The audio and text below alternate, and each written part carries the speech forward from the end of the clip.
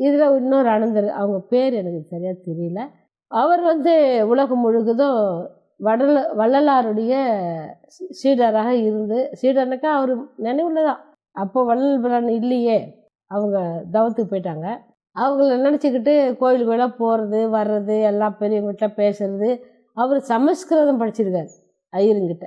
ஆனால் அது பாருங்கள், அந்த சமஸ்கிருதம், அதாவது தமிழ்நாட்டு ஒரு சாதாரண கூலி தொழிலாளி மாதிரி இடமெல்லாம் இருக்குது. வீட்டில் பயிர் அவங்களே வச்சுப்பாங்க. அதை விற்கிறது, போகிறது, வர்றது எல்லா வேலையும் அவர் செய்வார்.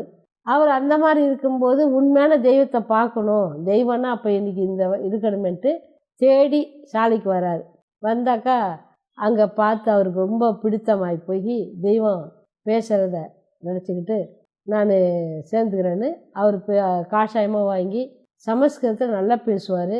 அவருடைய இது கூட போட்டிருக்கோம், யூடியூப்பில் போட்டிருக்கோம், பேர் நினைவு வரல. அப்புறம் பின்னாடியே அவங்க மனைவி அழைச்சிட்டு வந்தார். அப்போது என்கிட்ட சொன்னார், நான் பேசினேன், எப்படி மாமா, எப்படி தெய்வம் எப்படி பேசுனாங்க சொல்லுங்கள், இதுதான் வேலை எனக்கு, அனந்தரங்களை பார்த்தா எப்படி பேசுகிறீங்க தெய்வத்திட்டேன்னு. அப்போது தெய்வம் சொன்னாங்களாம், இங்கே இப்போ பசிப்பாடு கிடைக்கிறது கஷ்டம்டா, ஏன்னா அப்போது கிராமம் தானே, எதுவாக இருந்தாலும் போய் வாங்கிட்டு வரணும், அன்னவாசல் போகணும், என்ன புதுக்கோட்டைக்கு போகணும். அதனால் நீ ஒரு கிலோ அரிசி வாங்கி வச்சுக்கிட்டு தினமும் ஏதோ நீ ஒரு படி அரிசியை போட்டு கஞ்சி பண்ணி நீயே குடிச்சிக்கலாம்லடா, எதுக்குடா இப்படி ஆர்டர் பண்ணுற அப்படின்னு தெய்வம் சொல்லுவாங்களாம்.